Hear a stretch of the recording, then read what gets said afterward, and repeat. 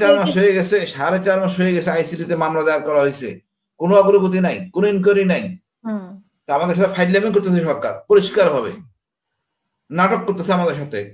Same to তুলি আপার সাথে কথা বললাম, মায়ের ডাক, একই অবস্থা। তোমরা কি করতেছেন?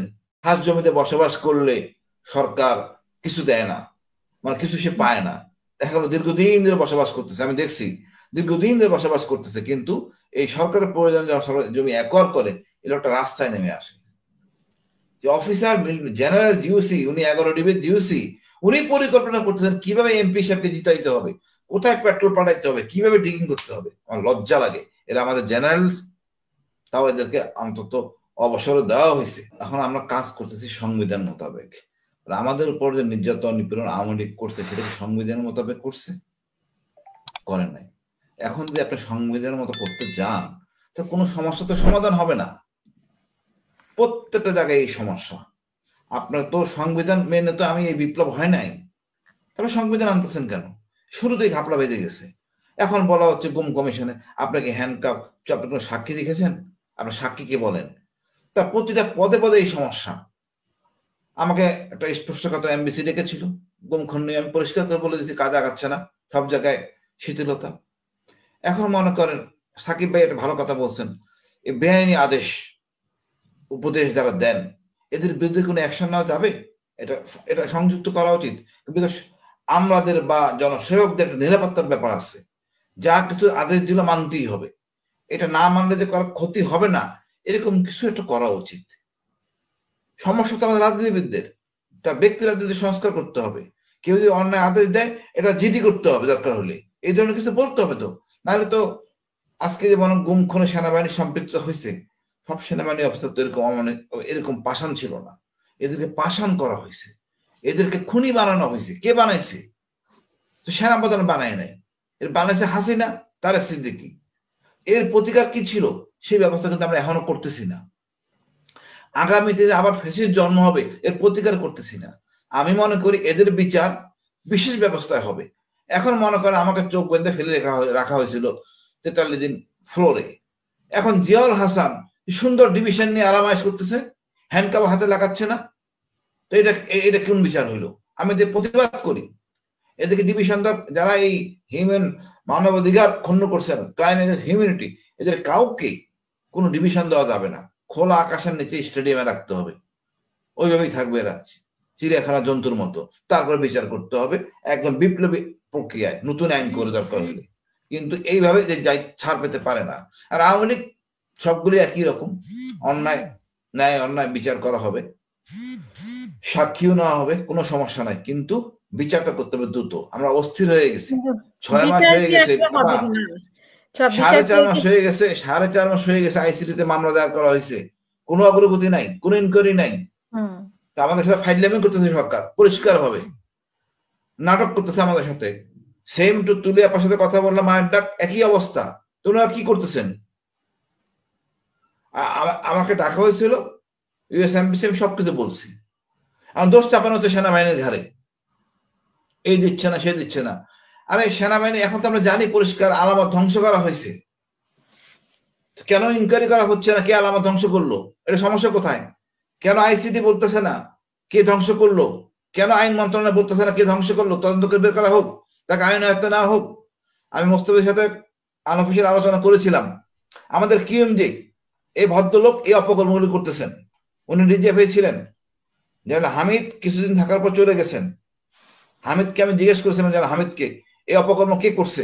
আমি করি নাই, আমি শুধুমাত্র কালো রঙের গ্লাসগুলি সরাই সাদা রঙের গ্লাসগুলি লাগাই দিছি, কিছু রং নষ্ট ছিল, কিছু রং লাগানো হয়েছে। তো বিল্ডিং ভাঙছে কে? আমি এটা করি নাই। তাহলে লেফটেন্যান্ট ফয়েজ করছেন, উনি ডিজিএফআই ছিলেন, ওনাকে কেন আইনে আওতায় নেওয়া হচ্ছে না? ক্রাইম এগেন্স্ট হিউম্যানিটি তার দণ্ড, মৃত্যুদণ্ড। এই অপরাধের আলামত যে ধ্বংস করে, কেন সেনাপতির আইনে আওতায় নিচ্ছে না? আমি তো সেনাপতি অনুরোধ করব আজকে সবার মাধ্যমে, প্লিজ তদন্ত করেন, আপনার সম্মান আপনি রক্ষা করেন। কেউ এসে বলবে না, আপনি ইনকোয়ারি করতে বলেন মিনিস্টার অফ ডিফেন্সকে, কে অপকর্ম করছে। তারপর আমি যে কথাগুলো বলেন সাদেকের ব্যাপারটা আসি। সাদেকের ব্যাপারটা হলো আপা, ওখানে আগুন শর্ট সার্কিটের জন্য লাগছে, আমি যতটুকু জানি। এমনও লাগতে পারে পাহাড়ে, কেউ লাগায়নি এরকম, দিনের বেলা তো কেউ লাগাবে না আপা। মানে অপরাধ যেটা হয়, অনৈতিক অপরাধ যেটা হয় সেটা রাতের বেলা করে। আর পাহাড়ে জুম কাটার সময় এই সময় কিন্তু জুম কাটার সিজন না, একটু পরে জুমের থেকে অনেক সময় পাহাড়ে আগুন লাগায়, তো সেই সিজনও না। এটা ফায়ার যেটা বলতেছিল যে শর্ট সার্কিট থেকে মানলাম, কিন্তু সমস্যা হলো ওখানে কোথাও পানির ব্যবস্থা নাই, পর্যাপ্ত পানি নাই, রিজার্ভারও নাই, একটু ক্ষয়ক্ষতি হবে, আল্লাহ আমাদের রেহাই দিক। আর যেটা বললেন আপনি কক্সবাজারে এয়ার বিমান ঘাঁটি, এখন আপনার কাছে বিমান ঘাঁটি বা নিরাপত্তা বাহিনীর কাছে বিমান ঘাঁটি অনেক বড়, আপনি জমি একর করছেন, একটু চেক করেন। আমি বলবো টাকা পয়সা পাইলে তো করার মানে রাগ ঢাক থাকার কথা না, জায়গা ছেড়ে দেওয়ার কথা, হয়তো মামলা থাকতে পারে, নিষ্পত্তি করার কথা। কিছু একটা সমস্যা ছিল, তারা ওই এলাকা ছাড়ে নাই, এ নিয়ে দুপক্ষের মধ্যে মন কষাকষি ছিল। এবং যারা মনে করেন আমাদের দেশের নিয়ম নাই, খাস জমিতে বসবাস করলে সরকার কিছু দেয় না, মানে কিছু সে পায় না, দেখা গেলো দীর্ঘদিন ধরে বসবাস করতেছে, আমি দেখছি দীর্ঘদিন ধরে বসবাস করতেছে, কিন্তু এই সরকারের প্রয়োজন জমি একর করে এর একটা রাস্তায় নেমে আসে। আমার আবেদন থাকে এইভাবে করা ঠিক না। একটা লোক দীর্ঘদিন যাবৎ বসবাস করতেছে, বাবার কবর আছে, বড় বড় গাছ আছে, সব সরকার ইচ্ছে হলো জমি একর করে আপনি কি বলেন উন্নয়ন কিছু করলেন, ইপিজেড মনে করেন ইপিজেড গুলি করা হচ্ছে, ওই কোনো জমিটা খালি ছিল না, কেউ না কেউ চাষাবাদ তো করতো, তার কি পুনর্বাসন হবে? যে জমিটাকে বানাইলো, উৎপাদনমুখী করলো, কোনো উপকার নাই। সেই ব্যাপা পাহাড়ে আপনি রাস্তা বানাচ্ছেন, জমির মালিক দীর্ঘদিন ধরে বসবাস করতেছেন, তার কাগজ কলম নাই, ওই একটা আছে দীর্ঘদিন যাবৎ, কোনো ক্ষতিপূরণ নাই, দেওয়া যায় না। আমরা ক্যাম্প বানাতাম পাহাড়ে, মালিক জানি এ লোক ছিল, কিন্তু কাগজ নাই, কাগজ না থাকলে ক্ষতিপূরণ দিব কিভাবে? কিছু আমাদের এই বাস্তবতার আঙ্গিকে সংশোধন করা উচিত জনগণমানে।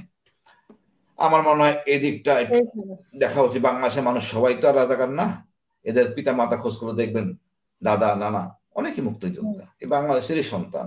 আমরা একটু দয়ালু হই, আইনের বাইরেও আইন আছে, আমরা করি না জনকল্যাণমূলক আইন, ধনী গরিবের দূরত্বটা কমাই। শহীদ জিয়া অনেকদেরকে পুনর্বাসন করছিলেন, নদী ভাঙা লোক পুনর্বাসন করছেন পার্বত্য চট্টগ্রামে।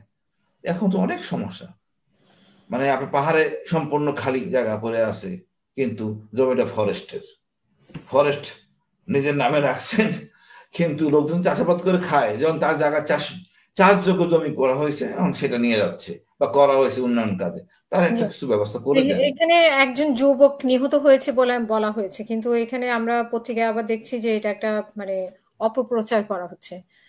তো না, নিহতের কথা কিন্তু আমি দেখছি, এটা লাশের কথা পত্রিকা দেখতেছিলাম, লাশের কথা অপপ্রচার হইতে পারে।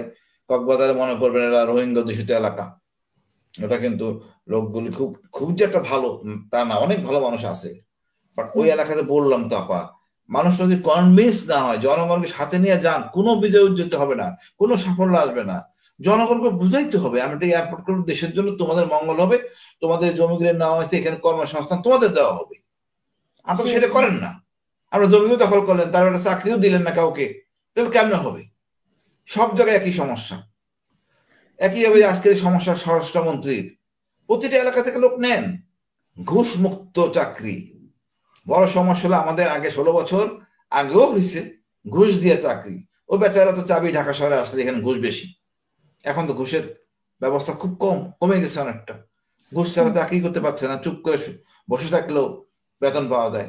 তারা কিন্তু দণ্ড রাখেন, নিয়ম আছে, একটা থানা যদি বছরে কতটা ডাকাতি হলে ওই ওসি থাকবে না, পানিশমেন্ট হয়, সেগুলি চালু করেন আবার, এটা তো নিয়মের মধ্যেই আছে, নোট করেন, ওসিকে দায়বদ্ধ করেন, যে এলাকায় এই ঘটনা ঘটলে তুমি দায়বদ্ধ, ওসি তখন জনগণকে দায়বদ্ধ করবে।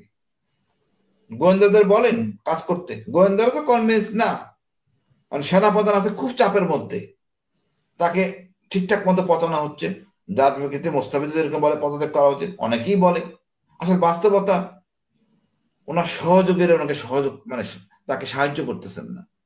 বিচার তো দূরে আপা, কাজই তো শুরু হয়নি। আর যে লোকটা মনে করেন গুম হয়ে মিসিং হয়ে গেছে, যে লোকটা মিসিং হয়ে গেছে, তার ব্যবস্থা কি হবে? তার সাক্ষী কে দিবে? তার তদন্ত কি করবে? এত আইনে জটিল হলে তো কোনো সমস্যার সমাধান পৌঁছে যাবে না। আর সেনাপ্রধান ঠিক কথা বলতে, আমার কাছে তো কোনো আমার কাছে কোনো এভিডেন্স আসলে আমি বিচার নিব, তা আমি তো মনে করি সুযোগ একটা হয়েছে, এই আলামত ধ্বংস করতে অসৎ উদ্দেশ্যে, তাকে দণ্ডিত করা হোক, একজন জেনারেলকে পানিশমেন্ট দেওয়া হোক ঠিক মতো, দেখবে বাকি সবাই সোজা হয়ে যাবে। তাকে মিসগাইড করতেছে, বিভিন্ন জেনারেলরা মিসগাইড করতেছে। সবাই তো হলো আপনার আওয়ামী ফ্যাসিস্ট। আমাদের সেনাপ্রধান ঘুরে গেছেন, আমরা সৌভাগ্যবান, কিন্তু না করলে আরো অনেক ক্ষতি হইতো। আমি আশ্চর্য হইতে গত কদিন আগে, সাকিব ভাই আপনি শুনে আশ্চর্য হবেন, 18 সালের নির্বাচনে সাইফুল আলম যে ডিজিডিজেফআই ছিলেন, উনি এমন কিছু পরিকল্পনা করতেছিলেন নির্বাচনের আগে, দ্যাট অফিসার রেকর্ড করছে। যে অফিসার জেনারেল জিওসি, উনি 11 ডিবির জিওসি, উনি পরিকল্পনা করতেছেন কিভাবে এমপি সাহেবকে জিতাইতে হবে, কোথায় পেট্রোল পাঠাইতে হবে, কিভাবে ডিগিং করতে হবে। আমার লজ্জা লাগে, এরা আমাদের জেনারেল, তাও এদেরকে অন্তত অবসর দেওয়া হয়েছে, আইনের হাতে আনতে হবে। পুরো দেশ এই সিস্টেমের মধ্যে পড়ে গেছে হাসিনার জন্য।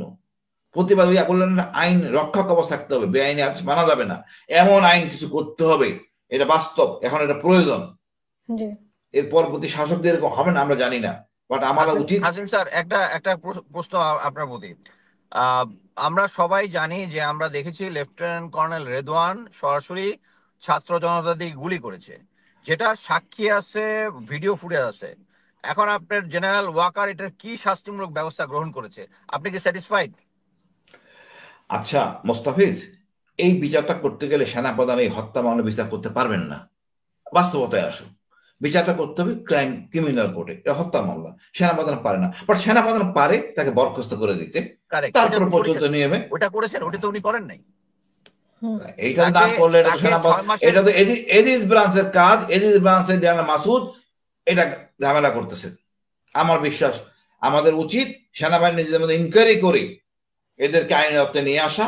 এবং আরেকটা পয়েন্ট হচ্ছে যে গুম খুন কমিশনার যে নূর খান লিটন, উনি বলেছেন যে সেনাপ্রধান চেয়েছিলেন এই গুম খুনের সাথে যারা জড়িত তাদেরকে সেনা আইনে বিচার করার জন্য। এটা আমরা অনলাইনে সবাই দেখেছি, লাইভ দেখেছি।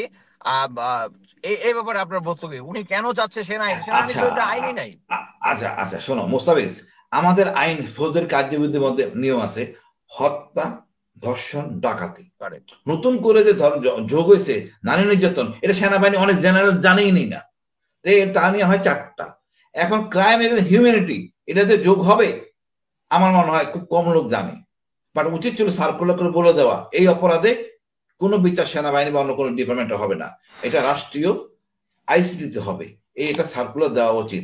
তারপর আমি মনে করি নূর খান যেটা বলছেন ঠিক বলছেন, এবং সেনাবাহিনী প্রধান এই জিনিসটা বলতে পারেন না। সেনাবাহিনী প্রধানকে এই বুদ্ধিটা কে দিছে? জেনারেল মাসুদ। এদির এটা কাজ, এদি না দেন। এদিকে আর কথা শুনছেন, ওই জ্যাক ব্রাঞ্চ, আটখোলা জ্যাক ব্রাঞ্চ লেফটেন্যান্ট কর্নেল শাহিন আছে, সে নইং ফুললি ওই আমার কেসগুলো ওইভাবে করছেন, যে এভিডেন্স একটা নিছে, মোবাইল ফোনে কথোপকথন। জ্যাক ব্রাঞ্চের বুদ্ধি নিয়ে যদি জেনারেল মাসুদ চলে, তার বুদ্ধিতে আবার সেনাপ্রধান চলছে, তাতেই অবক্ষয়টা ঘটছে।